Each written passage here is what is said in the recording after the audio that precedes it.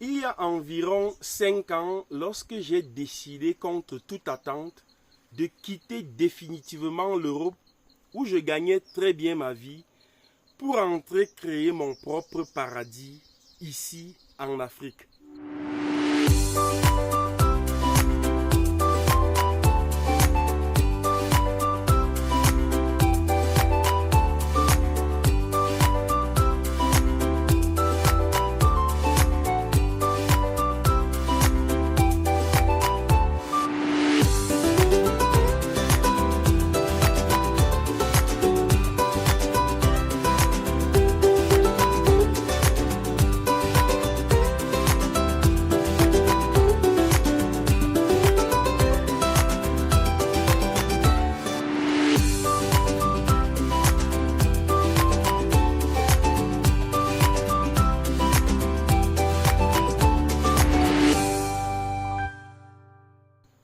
Quand en 2017, j'annonce à ma famille et à mes proches mon désir de retourner définitivement investi dans l'agriculture, je vais recevoir des avis mitigés.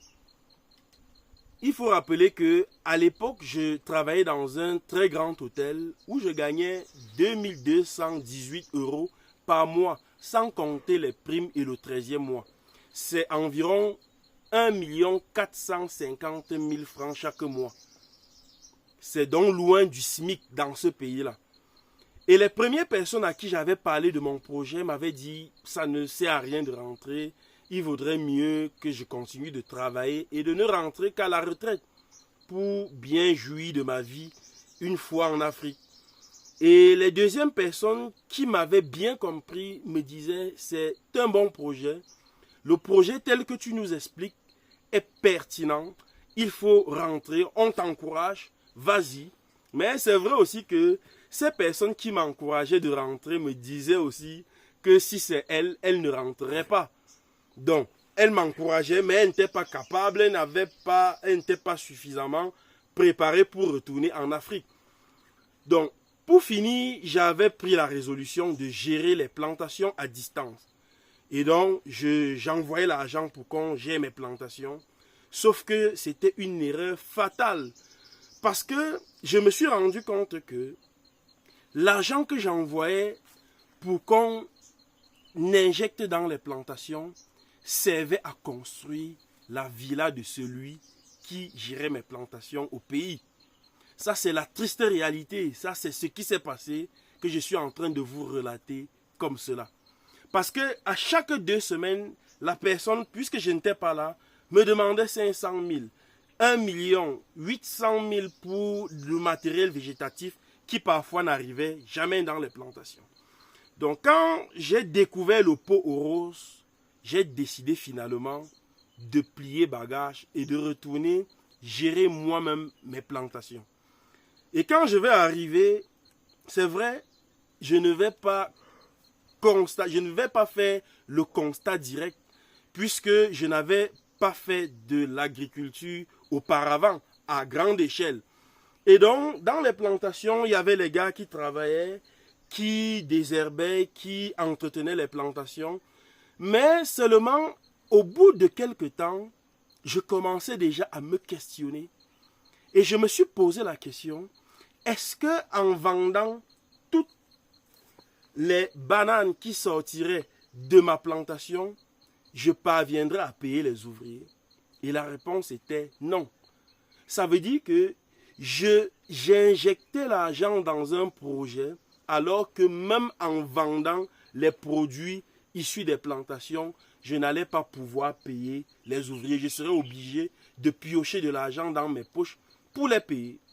Et j'ai donc commencé à me questionner et à questionner d'autres personnes qui avaient fait la banane plantain. Et je me suis rendu compte que c'était des mêmes erreurs.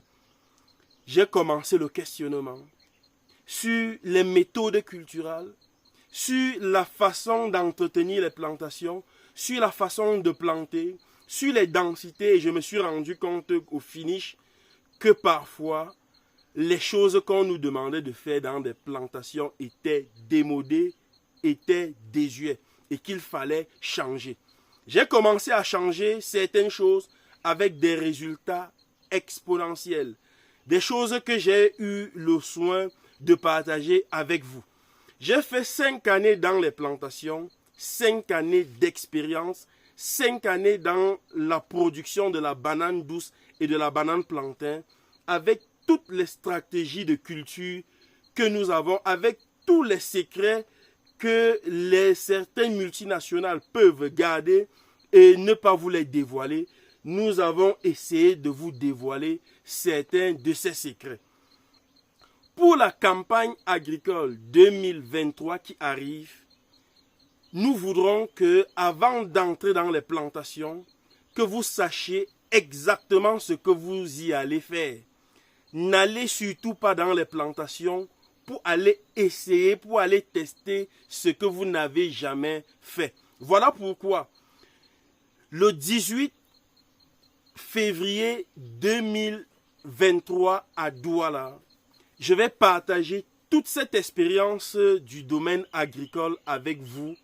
Et le 25 février 2023 à Yaoundé, pour partager mon expérience dans la culture de la banane douce et de la banane plantain. Au cours de nos échanges, nous allons parler bien évidemment d'autres cultures qui pourraient vous aider à vous engager dans l'agriculture en tant qu'un as de l'agriculture. Donc, je vous invite le 18 février à Douala et le 25 février 2023 à Yaoundé pour une formation inédite. Ce sera les seules formations que j'organiserai pour vous sensibiliser sur les différentes cultures que vous aurez à entreprendre pendant la prochaine campagne agricole. Il faut noter que nous allons nous appesantir beaucoup plus sur la production intensive de la banane douce et de la banane plantain. Je vais vous détailler de fond en comble tout ce qu'il vous faut, les densités qu'il vous faut, les écarts qu'il vous faut, les engraissements qu'il vous faut pour réussir votre projet agro-pastoral. Donc si toi, tu aimerais participer à cette formation de qualité, à cette formation que tu n'auras que grâce à ta mi-jardin, clique juste sur le lien, sur la description, remplis le petit formulaire et un membre de nos équipes pourra te contacter pour te donner des modalités de participation à cette formation.